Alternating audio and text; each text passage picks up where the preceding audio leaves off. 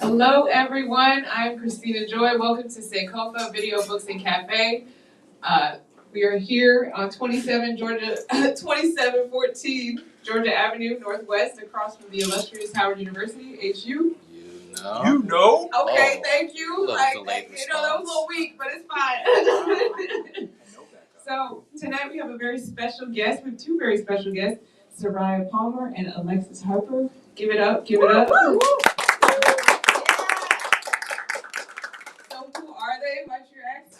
Zora Palmer is the author of The Human Origins of Beatrice, Porter, and Other Essential Ghosts. She is a Flatbush born and raised writer and a licensed social worker. Hey, a social working sister, okay? Her novel was named one of today's 38 best new books to read in 2023 and one of the buzziest debut novels of the new year by Goodreads. One of the best and most anticipated books of 2023 by Elle Magazine, and one of the most anticipated feminist books of 2023. Feminist books of 2023 by Miss Magazine. Her writing has appeared in Electric Literature, Hazlitt, Plowshares, and elsewhere. She's also been awarded a residency at Blue Mountain Center and graduated from Virginia Tech's MFA program. She lives in Brooklyn, okay? Now, Alexis Harper is a PhD candidate at Howard University. Ooh! I know that's right. Go ahead. Her planned dissertation is titled Earthscapes, Spacescapes, and Mindscapes, Fantastic Black Geographies in the Afrofuturist World of Rivers Solomon, Janelle Monáe, Octavia Butler, and N.K. Jemisin. Woo! Wow. Go off, okay? Which explores ideas and possible futures of Black American citizenship through the lens of Afrofuturism. Her work has been published in Refinery 29 and IGN and elsewhere. She has an upcoming chapter on Dorothy West, The Living is Easy, in Who Was That Masked Woman? Upcoming. Alexis Harper received her MA from Virginia Tech and her BA from Fisk University. She's currently the Director of Communications for the Kalamanovitz Initiative for Labor and the Working Poor, which seeks to change labor conditions. She is from Southern California and lives in Montgomery County, Maryland. Outside of school, Alexis volunteers with mutual aid organizations in the DC, Maryland area. Wow, these dynamic sisters up here, y'all are in for a treat. Who would like to start? Thank you. Well, I just want to say thank you so much for being here. I want to point out that Soraya, she's from Brooklyn, New York, but she really wanted to do a reading at Sankofa because she just understands how important this space is. And a few months ago, she got on a bus from Brooklyn down here to speak to people in person to make sure that she got the reading scheduled here. Because we all understand the importance of this space as a Black-owned bookstore, as a place that welcomes Black students and that houses Black ideas and Black history. And I just want to very much thank you for that, because that means a lot to me. And I know that means a lot to the people here. And I just love that you're here so much. And I understand that you're going to read a chapter for us first before we get into the discussion. Thank you, Alexis, and thank you, Christina and Sankofa. Yes, I'm really happy to be here. I feel like the first few times I came to DC, it was always like for some kind of like national protest or something. So I didn't really understand DC until, Alexis brought me here, who I also know from my MFA program. So we've been friends for 10 years. And it's really beautiful. We're doing this event together. And she introduced me to this place. And the first time I came here, I was just like, this is the coolest bookstore. And we would get food here and have coffee. It's in the patio. And so I was just like, I really want to do an event here. And I'm really excited to finally be able to. So I'm going to read the prologue of my novel. It's called The Human Origins of Beatrice Porter and Other Essential Ghosts.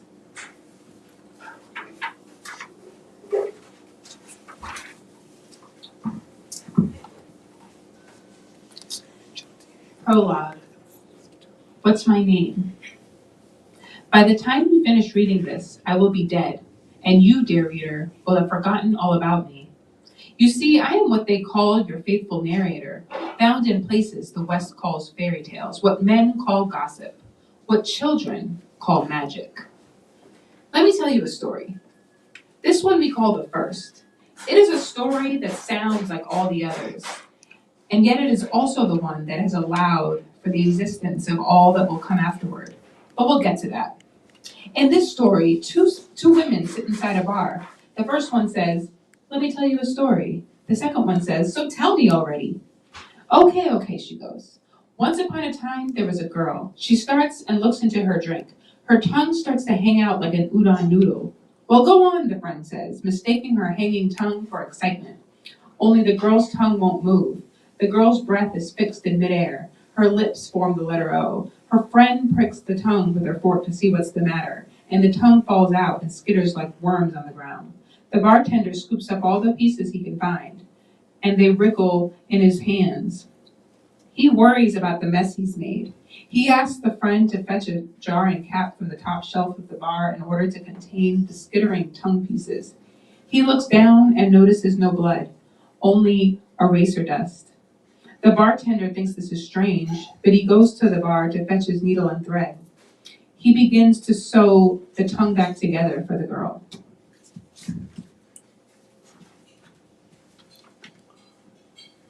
This is a very difficult job for the man, as the pieces of her tongue keep moving, but the tongue doesn't want to be caught. Mountains of eraser dust are flying from her mouth, getting all over the floor. Her breath stands before them. The bartender does a good job of mending, except that he sews her tongue onto a piece of paper and stuffs it into her mouth. The girl and her friend rejoice as the girl begins to speak again. But every time she tries to tell her story, the words come out backward. The ending changes. Let me tell you a story. This one will give you hope. Once upon a time, there was a girl, and this girl grew to be a woman, and this woman had the ability to conjure stories from ghosts. Now, the conjure woman had 3 daughters who loved her stories so much that when she died, it was all that she left them. Little did they know that these stories had a life before them, that this book had a life before me. You see, the woman and her family existed in a place called Brooklyn, where the maples lined the pavement, and the houses were made from limestone and brownstone that glittered like stars do under moonlight. It must have been divine providence that white folks refused to live on these streets, believing they were haunted, therefore leaving the most beautiful houses to be claimed by the descendants of slaves from all across the Atlantic. White folks were not entirely wrong about the haunting either. If you were to walk down these streets, you might hear the faint sound of steel drum and boombox and chickadee and pigeon. Or you might hear the chattering of ghosts, the spirits of colonialists, Ashanti warriors, slaveholders, African griots, mythic creatures, and stories long since forgotten. But while white folks may call this a haunting, we know them to be the ancestors. After all, they only want to be able to walk through their homes like they did before their deaths, to sit in the kitchen drinking Milo, bestowing wisdom onto their children, who are at risk of forgetting all about them. Now this family lived in the only rose-colored building at the end of Maple Street. The youngest called herself Zora, or she who will one day grow up to be a great writer like her namesake. She could be found conjuring her mother's words into stories, or if not, she could be caught face-flushed with embarrassment, fantasizing about a boy or two. And then there was Sasha, the eldest, who felt her story should shine brightest for once. Commonly referred to as the black sheep, or she who nearly disappeared until she found her true self. This girl did have spunk. They say the girl had a chip on her shoulder the size of El Tecuci Mountain for nearly everyone, but particularly for her father, who, legend had it, defeated a rolling calf with only a penknife and the power of his gaze. Even with the new baby on the way, the family still fought like wolves, cunning in their ability to wound each other. The man they called father moved out one day to live with a woman who didn't expect bread to be baked by stories. New daughters were birthed, several hearts were broken, and the maple trees were cut down and replaced with coffee shops. At this point, we all should have known what was coming. the scars that would form, the wounds that would never heal. It's true that Anansi stopped visiting the man's dreams at night. He couldn't tell his stories the way he used to. Images of Anansi, the rolling calf, and the purple balloon came and went in spurts. The wife, on the other hand, never stopped believing in magic. But I will never forget the day that I first arrived in the arms of the sisters. It was the day when my two girls got me as their Christmas present. I was sitting quietly between words inside the blank spaces of the Anansi stories, waiting to be unwrapped. You see, the book I lived in had been given to them by their mother, who got it from her grandmother, who got it from an Ashanti priestess who was there when it got made. Rumor had it that all women who tried to read the Anansi stories aloud had their throats and tongues cut from their bodies like farm animals. The sisters had no idea the lengths that had been taken to keep those words alive. But every night they would sit in the kitchen over Milo and go, "I am Nanny, leader of the Maroons, mother of all Jamaicans." The eldest, Sasha, wraps her hair in a pillowcase and holds up a shell, imagining it is in a bang. She speaks to her fellow countrymen. "Please, if you can, imagine you are invited to watch these girls right now. Pretend that you are a part of the enactment. Pretend you can decide how this story will end. Hint, the setting is a kitchen. The scene's objective is to show two sisters conjuring history. Sister 2, also known as Zora. Yes, you are Nanny, lady who caught bullets in her behind and farted them out at her enemies. Sister 1, also known as Sasha, disgraceful. You are banished from my maroon settlement.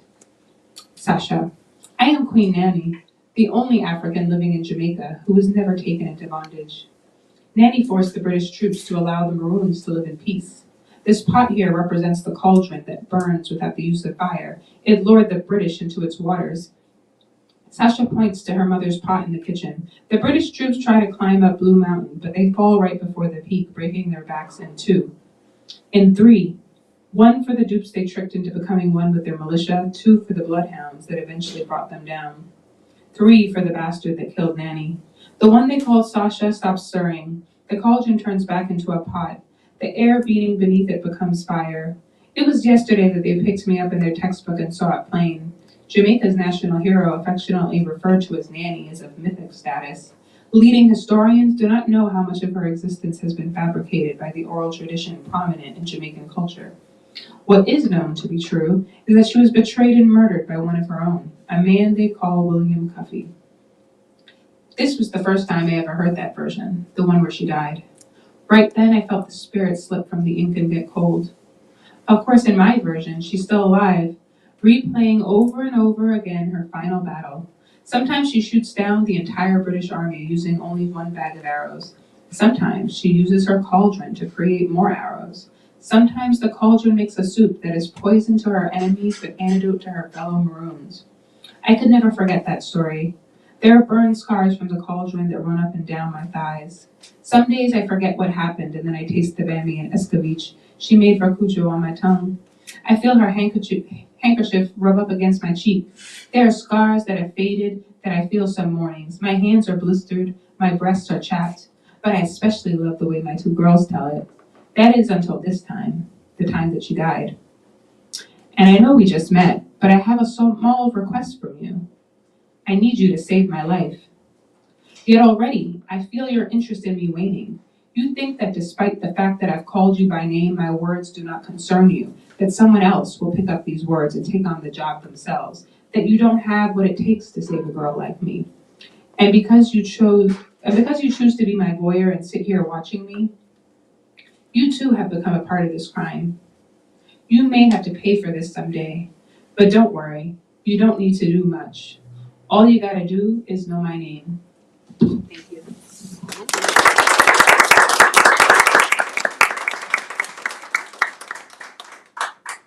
Thank you so much for that. Can we get another round of applause for that beautiful prologue? Thank you. Doesn't that make you want to go out and buy the book if you haven't already? So we're going to go into a few questions and answers before we open it up to the audience.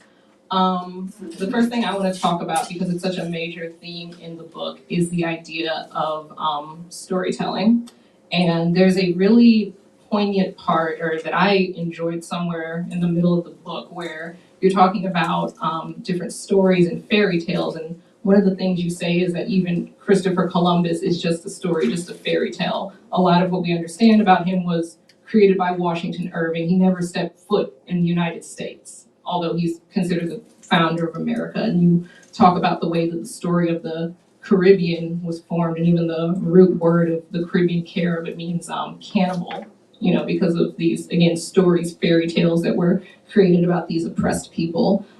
So I would like to kind of talk to you about the importance of storytelling on two levels. First, on a personal level, much in the same way that the sisters understand storytelling and the way they try to make sense of their lives, but also kind of storytelling on a larger, more historical level. Kind of why is that important? Why did you choose to center that in the story? And just kind of what's the power of it on this both personal and larger political or historical level? Yeah, I mean, I grew up on stories. My family is Caribbean. My mother is Trinidadian. My dad is Jamaican, and they both are huge storytellers. My dad used to always tell a lot of stories about Anansi and the rolling calf to me growing up. My mom used to write stories for children, and she wrote this story about a lagahu that is for those who don't know, a lagahu is a folklore figure in Trinidad that shapeshifts and is usually half animal, half person.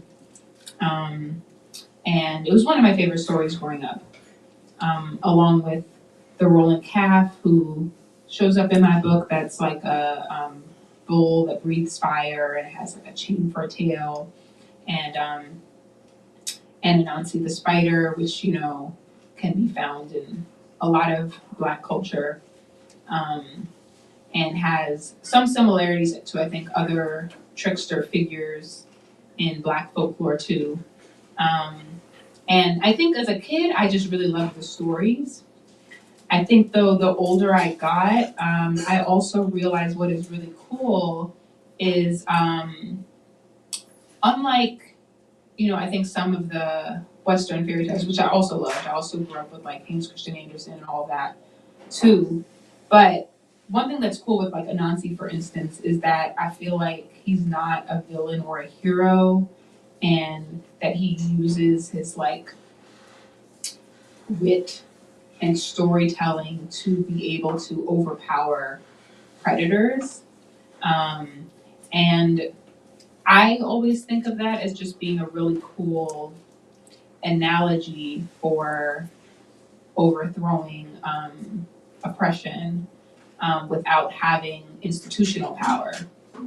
And I can't say that that's necessarily what the intention was, but I do know that in Trinidad, a lot of the forms of protest are also part of play and music and, just carnival and all of the original carnival characters that would mock the colonizers and things like that. And I feel like those stories do often get used to talk about things that weren't getting told in history books. I think also, growing up in New York, even though I went to a more maybe progressive high school than some, still the way that I learned about slavery, for instance, was very much just about how we were hurt by slavery, and not really much about any of the resistance that happened. And it wasn't until I went to Trinidad that I even learned how widespread that was. Because I took some history classes when I went there right before I did my MFA. And, I think that was one of the first times that I learned a lot about slave rebellions. I knew about Nanny, but that was kind of the only thing I really knew. I didn't know how widespread Maroons were, and just it really changed a lot for me, just in terms of the stories we get told about ourselves and how that affects how we feel about ourselves. And So I think that for me, storytelling is both just fun and I like them. And then also I do think that Caribbean stories can be used to talk about what happens to us in the Caribbean and about our history that gets left out of a lot of textbooks and, history classes. Yeah. Thank you so much. And I kind of want to add a little bit of a second part to that question of how the sisters use storytelling to kind of understand their lives, because they're going through so much trauma in the text, but they kind of fall back on this idea of storytelling, which can look kind of childlike, but it's actually very complex. Could you talk a little bit more about the sisters' use of storytelling and how they use that to kind of relate to these very big ideas that they're going through throughout the text? I think that a lot of times kids will talk about things in the only way that they know how. And, so sometimes it's like if you don't know how the lights work, you might say like it turned off because of magic or something, because you don't really know what it means if the lights go out or something. And I think that to some extent I was playing off of that with the storytelling, which I feel like, a lot of writers and films and stuff also do. But I think it's just very a human thing to use your imagination to be able to process what's happening. And there's this quote I really like by this writer, Linda Berry, that says, we don't create a fantasy to escape reality, we create it to be able to stay. And I really love that quote because I think a lot of times we talk about like make-believe and imagination and storytelling as like not being able to handle reality, or you're trying to escape it. And I think sometimes it's also the only way you can be in reality, because reality can be so bleak. And I was kind of trying to be mindful of the fact that there is a lot of dark things that happen in the book, and I didn't want it to be just darkness. And I think for me, the stories and the magic help to bring hope. And, I hope that it can do that for readers too. Okay, so I kind of want to move through that idea of childhood to lead into the second character, because the text, no spoilers, it jumps back and forth through time from the 70s through the early 2000s. And a lot of it is told from the perspective of these two young sisters coming of age. And we're kind of exploring this idea of sisterhood and of childhood. But I think one thing that maybe surprised me as I was reading it is that we see the childhood of the mother and father. And I guess, can you talk about the decision to, or the importance of exploring the childhood or even the inner child of these characters that we meet as adults and can be very hardened or difficult? So the decision to kind of go back in time and look at their childhood, why do you feel like that was important? Why do you feel like that was necessary to tell the story? I love mother-daughter stories a lot, and I think something I love about them is the way that mothers and daughters can be so close and yet not really understand each other or where they're coming from. And so I think what's interesting is that there can be so many things that you don't know about your mother that impacts your relationship with them, that maybe could make you empathize more with them if you knew, but you might never know.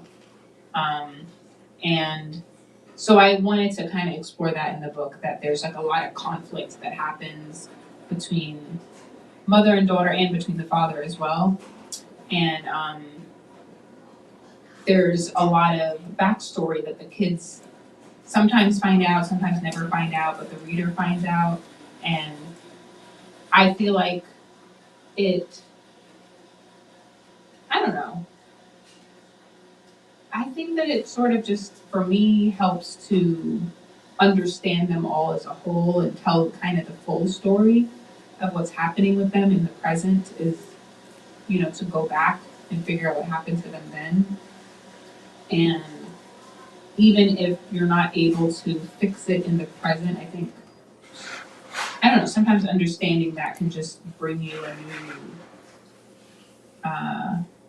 form of understanding and empathy, I think.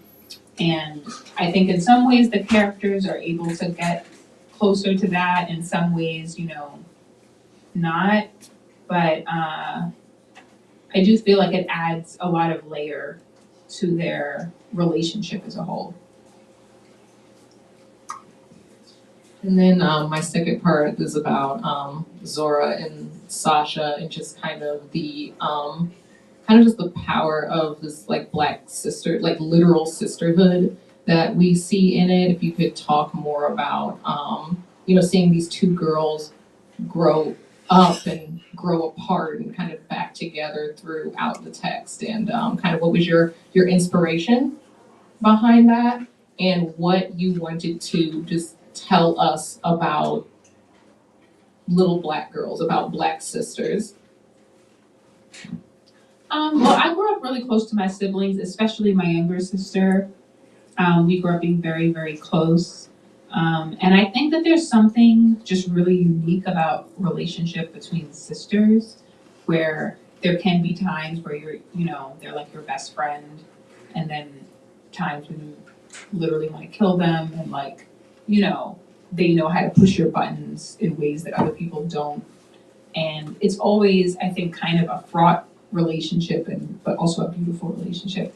And I wanted to show the complexities of that, of what it means to be sisters, who are close but don't always see eye to eye, but yet are always there for each other. Because I think, at the end of the day, it's your sister, it's your blood. Okay, so earlier I had asked about the fact that we kind of jump around through time, but we also jump from place to place. The story is kind of told split between New York and Trinidad mostly, and there's such a great connection between the Caribbean and New York. When I took Caribbean Lit, one of the things that we argued or talked about is like, because the Caribbean can be such an abstract space, it's like, well, is New York a part of the Caribbean? Because there's such a huge diaspora there, and then some of the authors that we consider Caribbean were born and raised in New York. Some of them maybe never stepped foot in the Caribbean. And I'm just really interested in the connection there, the personal connection, the historical connection, with the way this story is told between New York and Trinidad. And I'd kind of like to hear a little bit more about that history, or from maybe even on a personal level as well, about the connection between these two places for people of the diaspora. I like the main characters also grew up in Flatbush, and anyone who's been to Flatbush is very Caribbean. And even though they're trying to change that with gentrification, it's still very Caribbean. And I remember when I went to Trinidad for the first time without my family, I was there for like 9 months or so, and just kind of, I don't know, relishing in how familiar it felt, even though it was like my first time back in like at least 10 years or something. And the last time I was there was more like a family vacation. But like it really felt like home in so many ways that I don't even think that I realized. And I really felt like a strong community there. And, even though obviously growing up in Trinidad and growing up in New York are very different in a lot of ways, I think that there's also, there just are a lot of connections that you can't even always put into words in terms of the way people might talk and the way we might see time. When I was like, I was giving out some flyers today, and I ran into this guy in the store who's from Trinidad and gave him a flyer, and he's like, "Oh, you're just giving me this now? You must be Caribbean." And I'm like, "Yeah." And I think, I don't know, there's just like a lot of things like that you don't even realize can be from, in some ways, your roots. That can just be really nice when you go there, because I think there's also a way that, like, when your parents grew up in the Caribbean and you grew up here, you can feel really disconnected as well from your past and feel like you don't belong anywhere because you're not Caribbean and like you are American, but you don't always identify with everything that you're told is Black American.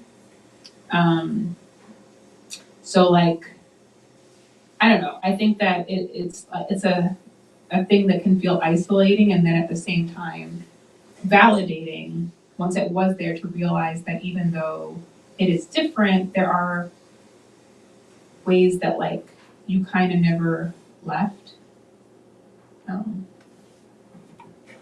Thank you, I love that. This question is kind of veering in another direction, but like completely different direction, but it's something that popped out to me a lot. So there's a lot of medicine in the book, different types of medicine, and you kind of see that dichotomy between Western medicine and traditional medicine, right? So we have the Ma character, who some people call her like an Obi woman, or someone who kind of like practices, that old school magic. There's this scene that I really like. I don't know if the juxtaposition was deliberate. It probably was because you're genius, where I believe it's Sasha is looking through some of her mother's books and is finding like Grey's Anatomy and all these physician textbooks, but then the one that she ends up laying her hands on is the Anansi stories, right? So there's this dichotomy between Western medicine and traditional medicine, and then we see the old school medicine woman who's actually present, who prays over people and heals them, or knows how to give an abortion in secret with her own mixtures or what have you. And I thought that was an interesting focus. I don't know if it was a deliberate focus or not. And I kind of want to hear a little bit more about that, about like putting in these like old school traditional medicine ways and the way that people kind of struggle with dealing with, Western hospitals versus, oh, I'm going to drink this cup of herbs and I know it's going to make me better because it's been making me better for 400 years. I just thought like that just kept jumping out to me, and I just kind of want to hear a little bit more about it. I think my family, like a lot of Black families, has a certain degree of like skepticism to like Western medicine for sure. I did grow up with some extent of that, although I didn't grow up with like anybody practicing obia, or like the great grandmother also practices Shango in Trinidad, which is basically like Orisha. But in Trinidad, usually people who practice Shango are often also very Christian as well, and it's very integrated there. And when I was reading about some of the Shango healers, that was something that kind of stood out to me, was that there was a lot of integration of things. So there was like an example of this famous Shango healer in Trinidad who had like a lot of kind of Western physician books, and I think was trained as a doctor, but then also as like an herbalist, and as all these other things. And I feel like sometimes we think of them as being so like mutually exclusive, but that I think in the Caribbean there can be so much like nuance there, and just like ways that like for me, I think part of what drew me to it is there's just like ways of finding yourself back to your ancestors in ways that like growing up in New York are harder to do.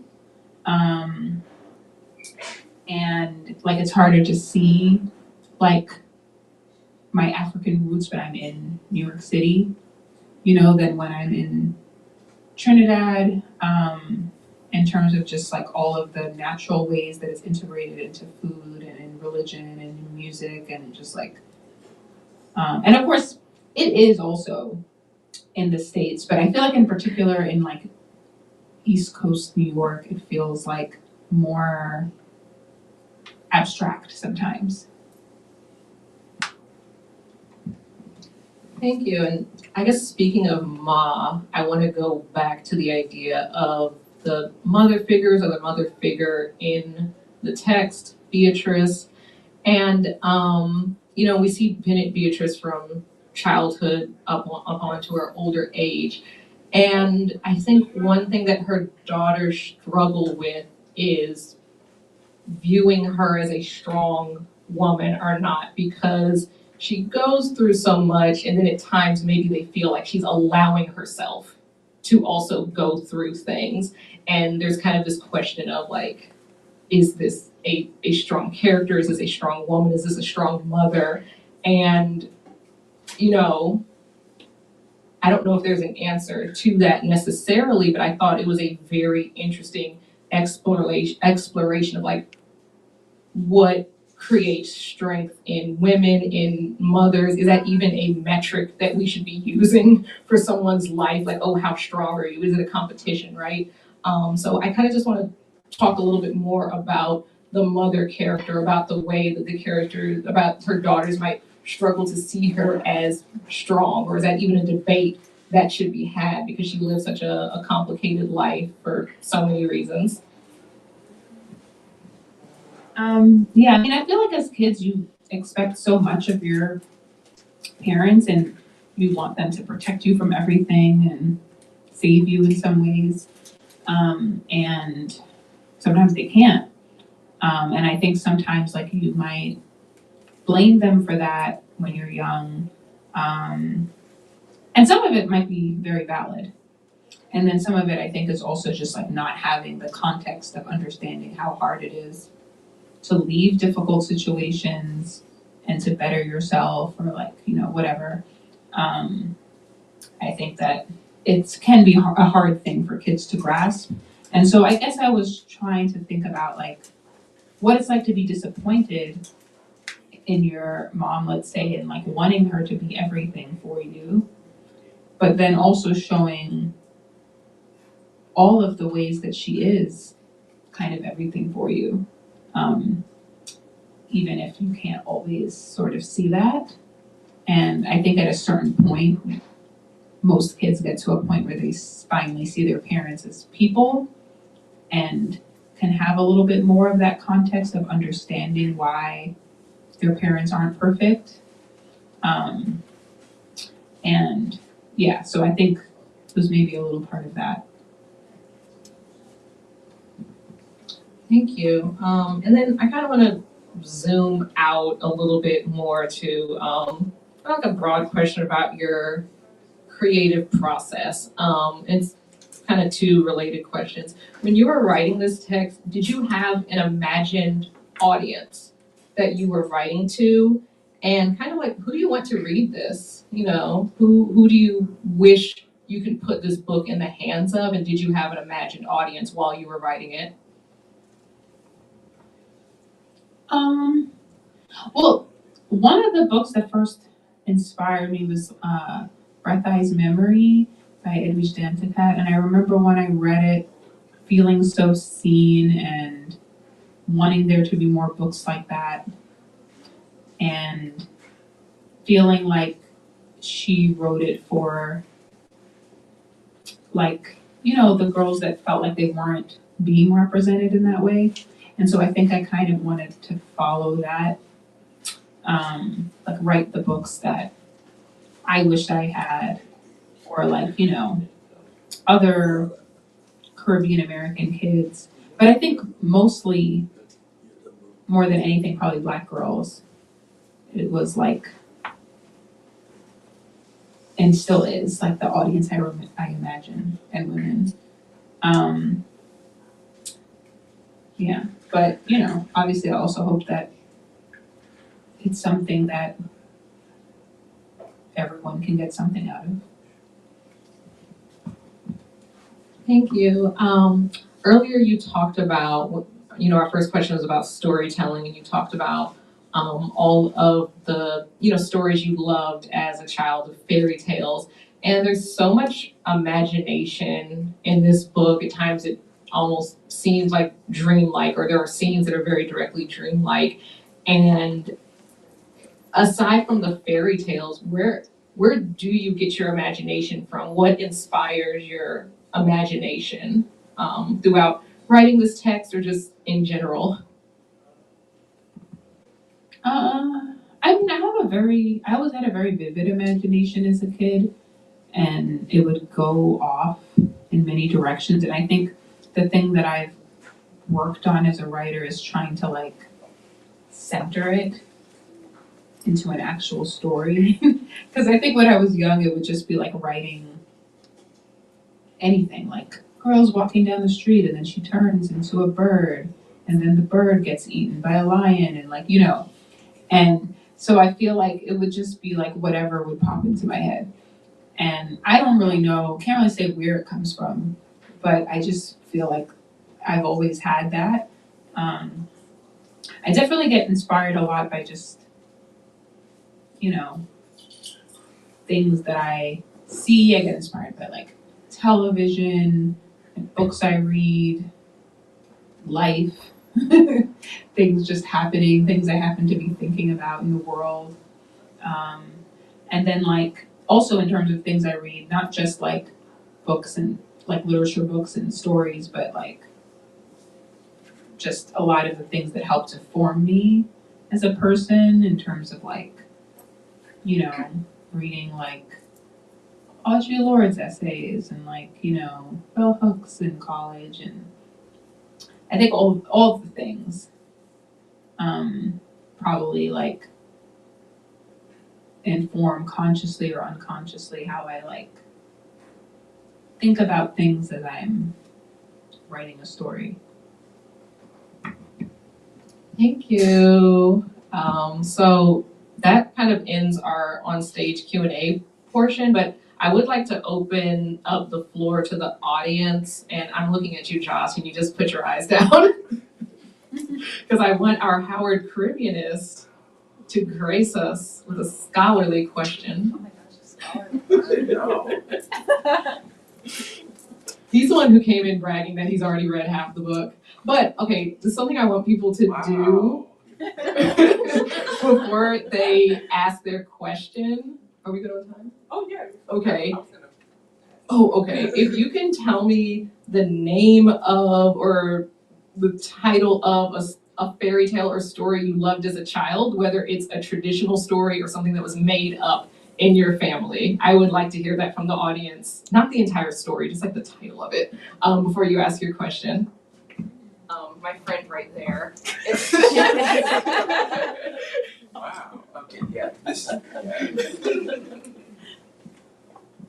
Hello, I'm the friend right here. I don't have a specific fairy tale. Just Brer Rabbit was the only sort of thing that came to mind. I guess for me, going back to sort of your literary influences, I guess maybe what were some of your initial, like, what were the Caribbean writers you went to sort of like as you were writing your novel? Who were you like, was there a particular novelist you were thinking about, or novel that you had sort of had come to mind, or just story that you were sort of thinking about as you were sort of writing?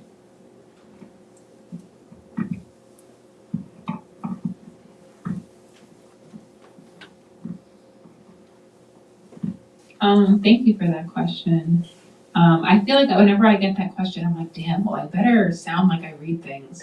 But no, thank you for that. Like, yeah, I think, as I mentioned, probably the first person was definitely Edwidge Danticat that I felt really inspired by. Jamaica Kincaid was a really early one. Junot Diaz was one for sure. And then I think Marlon James also was one. And I think a lot of just like the folktales. Like I was reading like a lot of like Anansi story books and like Caribbean folktale books, as well as ones that like I grew up hearing that I think helped me. And I think some of like the historical text that I was reading while I was at UWI, and things like that were also influences for me. I think what's really cool is that right now, I feel like when I was younger, it felt like harder even when I would like go to my parents to like know about a lot of like contemporary Caribbean writers. And right now there's just like, it's such an exciting time. There's so many, just even like debut Caribbean writers that have like novels out like even just this year. And it's just, I don't know, it feels just like a very exciting time that are being, I think, distributed more widely in the States and not just in the Caribbean. And in fact, there's like another Trinidadian book that also has ghosts in the title, Hungry Ghosts. And I don't know, yeah. So that's my answer. Thank you. Brer Rabbit is a good one. That's another trickster, kind of a Native American story that was adopted by Black Americans. I liked that one. Do we have anyone else? Call on Josh again if we don't get another. Oh, in the back we have Mr.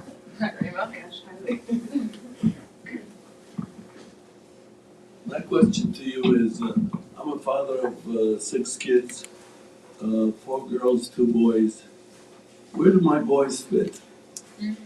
In Black America's predominant writing now, where do these young Black boys, who's writing for them, do you know? Or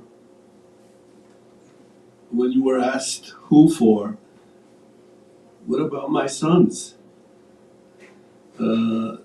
This I think is a challenge now in the kind of trend I'm seeing in the African American literature. It's a challenge now.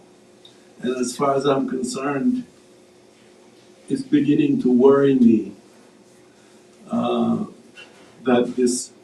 there's a cultural reality that's morphing into anti-boys. If I'm wrong, I stand to be corrected, but I'm very concerned about that. It's not necessarily about you, by the way, it's not about the book, but the question and the discussion. No, thank you for that. Yeah, I mean, so I actually think it's also an exciting time to be thinking about like Black masculinity, because I think that I feel like we're at a place where there's a little bit more room given to explore it in not such like rigid ways. I actually went to a book launch like last week, and Alexis, I'm gonna forget the book. Hold on. But it was like all about Black masculinity. Hold on, give me one moment, because my brain is like melting right now. It's called Witness, Jamel Brinkley. And it's his second book. His first book, I think, was called A Lucky Man, which was also a lot about Black masculinity. This one, it's a collection of short stories, and a lot of it has to do with like relationships and then just like identity. He's also like a Black writer who grew up in Brooklyn, which is why I wanted to go to the book launch. The book that I mentioned, Hungry Ghosts, is also written by a Trinidadian man in Trinidad, and it's about like Trinidad in the 1940s and like a lot of the political climate. I don't think it's like specifically about masculinity, but I think it's definitely a more male point of view.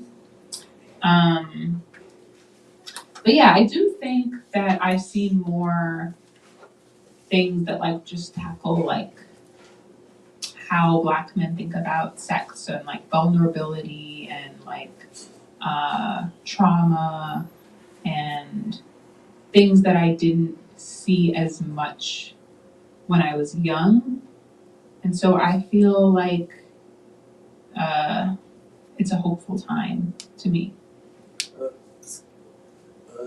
I want to, excuse me, my sister. I don't want to dominate the discussion, but I'm not speaking about black masculinity. As far as I'm concerned, there's a demented aspect of black manhood that I think in the 1960s, 70s, and 80s was beginning to be dealt with. I'm really speaking about black boys as human beings, away from the boxes we all are gyrating in, men, women, in America. There's a whole bombastic assertion of womanhood or manhood. I'm really speaking about humanity, men, women as human beings. And where is the literature that you can point at in terms of humanizing black boys and black girls really too, as far as I'm concerned. I just don't want to get badgered being a man. I don't want to speak for women, but I think both gender humanizing is the revolutionary literature that has to come about, in my view. I'm a filmmaker. I'm very, very worried about the kind of films that are being made. Is the destruction of black human beings, in my view, that we are participating in. So it's within that kind of concern I'm bringing about. Like, for example, can a boy read your book? Like my sons, can I tell them read this book to get what do you think they can get? Including the moderator, I'm asking you really. No, thank you. I mean, I think humanizing like the human experience in any way is about just like developing complex characters that are real, and that, have flaws, have things that you want to root for them, have just, goals and dreams and fears and all of those things. So I think for me that those are kind of just like how you write stories for black boys to me is the same thing as just how do you write a good story. So like I do think that any piece of great literature you can find ways to connect to it, even if you're not necessarily the capital T targeted audience.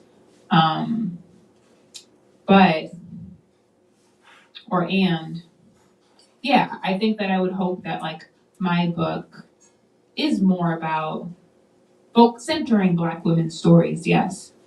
But then there's also black men in the book, and I think it's also just like about being Caribbean, about being human, about like just a lot of things. There's just something that I also wanted to add, something that kind of impressed upon me in the text, and I had a question that kind of led to this, was the way that the text explores the childhood of the adult characters, including which are both very difficult characters. And I think with either of them, there are some times where you just do not want to like either of them, but it explores both of their childhoods, actually the mother and the father, and it surprised me to kind of see that flashback to both characters' lives, but also the father as well. So you don't necessarily just meet him as an adult with these hang-ups. You also see his childhood, his relationship with his father, with his mother, just as you see with the mother as well. And that's something that I wasn't expecting to see both of the adult characters, back in the 70s and how they grew up or what have you, because I was under the impression when I first went into it that, this is a book about these two sisters, but it's really about, it goes back like 4 generations, essentially, until we really do get up into the 1990s and we're seeing the sisters' lives. So I think men should read this book too, and I think they can, and I think they'll get something out of it. I think, there's a lot of people who definitely need to read it just from the way it just digs into how people create themselves and tell their stories, and it's told from the perspective of mostly 2 black sisters and another narrator, but I don't want to spoil that. I see two hands. That one and then in the back also.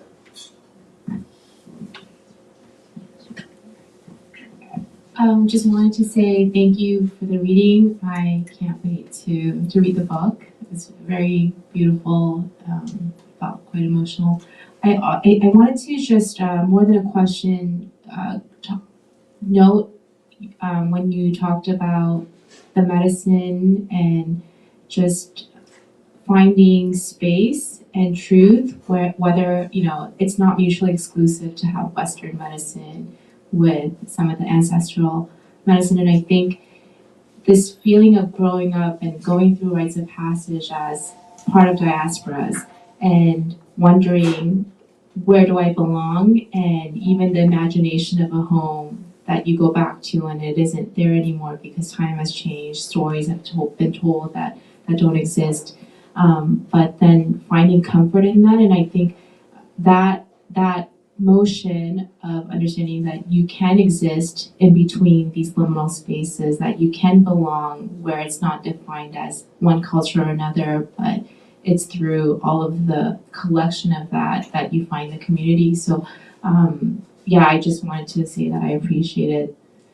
the comment around you can choose the stories to understand the realities you're living in, and that there's a connection to others that have experienced in-betweenness or decentered spaces that haven't been outlined clearly.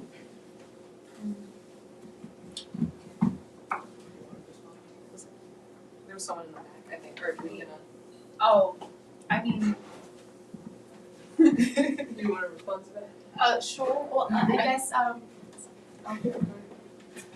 One last comment is I think it's specifically when I visited Trinidad, what was remarkable is these spaces or localities that have histories of coloniality and imperialism and the British, you find laborers or amalgamation of communities and people, whether they're Native, Indian, African, Chinese, and what has been created through the shared struggles or shared cultures.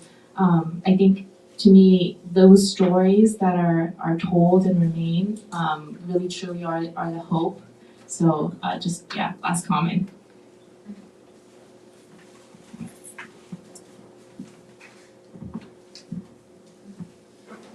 yeah, no, thank you for that. Yeah, no, I mean, I think that was something that was important to me for a lot of reasons. Also, I didn't know you visited Trinidad. We have to talk about that. But yeah, that was something that was important to me because I think there can be this narrative, even from people in my family, that can just be like, why would you ever go to the Caribbean for medicine or for health because it's backwards and whatever. So I think that that was something my mom had asked me about when like the mother ends up going to Trinidad for like health reasons. And I think that I did want to be able to show that there's a difference between the lack of resources you might have because of colonization and poverty. There's a difference between that and just like the ancestral knowledge, I think, as you put it really well, that like has existed for hundreds and hundreds of years before our ancestors got to Trinidad or to the US or like wherever. And I think that I wanted to be able to honor that knowledge without necessarily saying that all of Western medicine is bad, and that like you have to throw that all out, and that if there can be, because I think sometimes that can be the other thing, that like you might have skepticism about seeing doctors for very legitimate reasons, and then not ever go to the doctor Like I do have some people in my family like that. And then, you know, that do end up like, I don't know, creating a kind of dichotomy between those things that can also be harmful. And I think that it can just be helpful to have more of a conversation about what are the benefits while also looking at what are the things that aren't benefiting us from these different systems.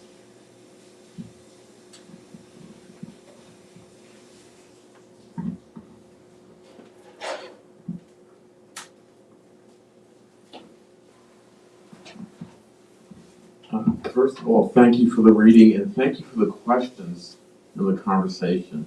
It's very much appreciated.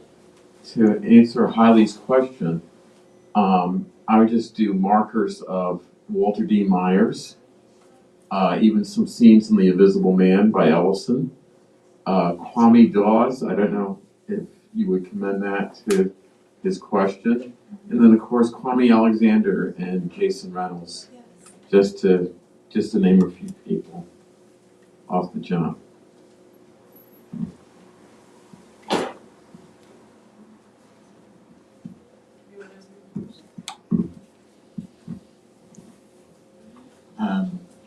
It's going to be very rough. I've just got like themes, and I'm just hoping that you can speak to themes.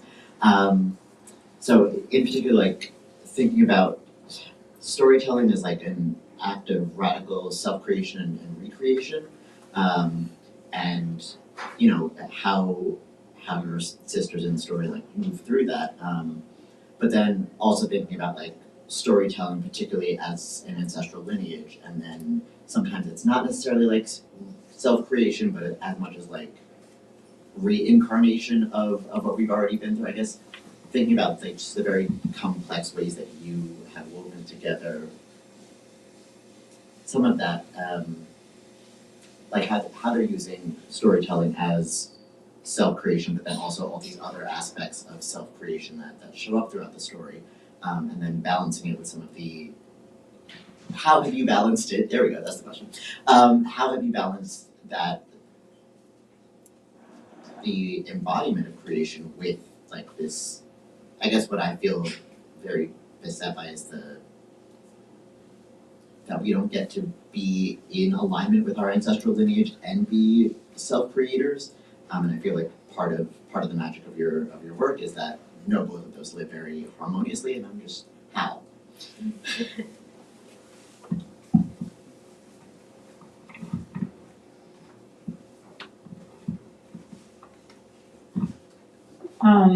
Yeah, thank you. So first I want to make sure that I get the question correctly. So like how do you kind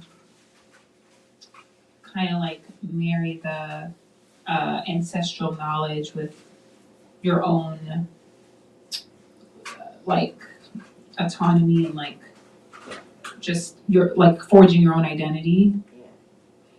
Okay, yeah. I think that's a really good question. And I think, what do I think? I mean, of course, I don't think there's like one answer, but I feel like it's something we're all doing all the time and like trying to figure out who we are in relation to who our parents were and like their parents and all of that. And I think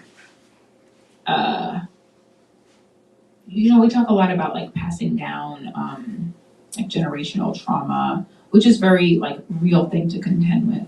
But I feel like we don't talk enough about like all the strengths we also pass down and the fact that we have survived through so many things and that there's a reason that we have survived through all of those things and like all of the strengths we've been given from our ancestors to be who we are today. I think that is something that I keep with me in terms of thinking like, how can I try to let go of the patterns that don't help me, that maybe were passed down to me, but then like, you know, thinking of all the gifts that I have too. And I might be getting into a different thing than what you were actually asking, so I'm sorry. This is sort of where my brain went. But yeah, but I do think like, I don't know, ancestral knowledge and self-creation. Let me think, I have other thoughts about it. I think that like, I think that for me, when I went to Trinidad, there was so much that I think a way that I was able to create who I felt like I was through learning about my parents, but also being there away from them, I think was very important. Because like, you know, for instance, my family in the Caribbean is like, a lot of them very conservative and like have a lot more rigid views on a lot of things. And there were a lot of things that, you know, I never knew before actually going to Trinidad that I would not know only talking to family. That like, for instance, you know, that like we had a lot of like activities with like the gay student union there, and that they had like protests, and you know that they had like parties on the avenue and like, you know, that's sort of like one example of a way that I think it was really helpful for me to make my own friends and see like all the different even ways of being Caribbean that are so different from maybe how my parents felt like you needed to be Caribbean. Like definitely my mom, she was very like, I think about that issue in particular is very like, well, that was my experience. And, you know, and I'm like, well, but it doesn't have to be your experience. Because there's so many different experiences that people have. And I think especially in the US, there's like a narrative also about, again, the Caribbean being backwards, the Caribbean being conservative, being really homophobic, and maybe not always acknowledging the other things there that are also happening, or even like the fact that in Carnival, it's really common to like for like men to dress in drag, and I don't think it's really necessarily interpreted as something that's like queer. I think it's just sort of part of the culture, a thing that just happens. But I do think that it's just different from how people might talk about it. And I don't really know if this answers your question at all, but I do think that that's just a way that I think about what it means for me to be like Caribbean American. That's maybe not the same way that like my mom or dad might describe it. Thank you. Do we have anyone else in the audience? It's coming.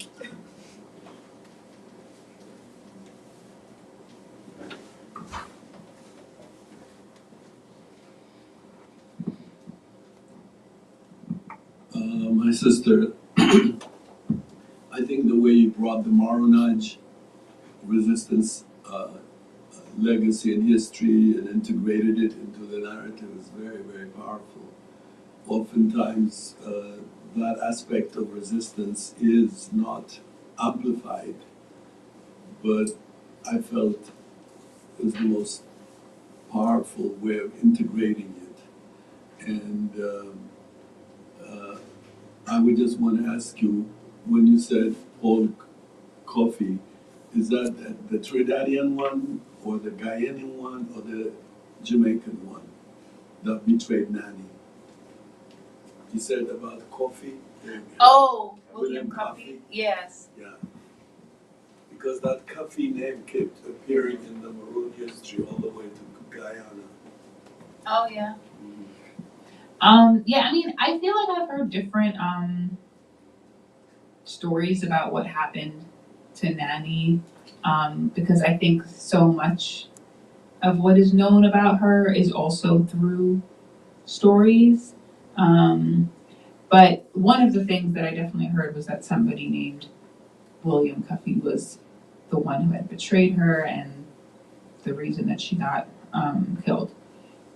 And Nanny, for those who don't know, is a national hero in Jamaica and queen of the Maroons, and you know, just a pretty huge legacy. The fact that she was like a woman that basically kind of had her own army and they created their own community during slavery, and were able to exist because of all of the successful battles that they had, that the British kind of let them be and like remain in their own community, and until that happened. Although there are still Maroon communities active in Jamaica that actually have their own government, at least in like many extents, that are like separate from the rest of Jamaica, but not exactly the way that it was then. But yeah. Thank you.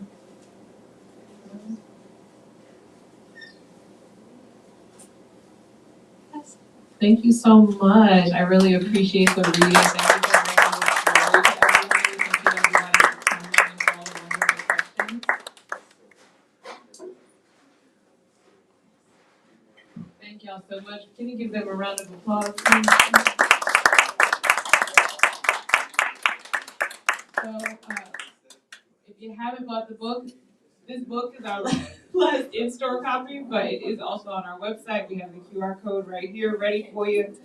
And Soraya's right here, ready to sign the book for whoever gets it first. So,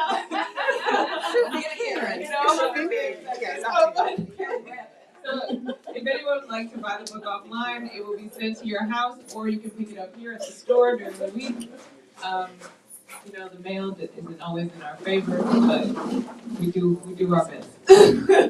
Thank y'all so much. You don't gotta leave, we're not closed. You can stay, you can shop, you can eat, you can drink, you can do whatever you want. Thank you so much for coming out tonight. Let's give them a round of applause.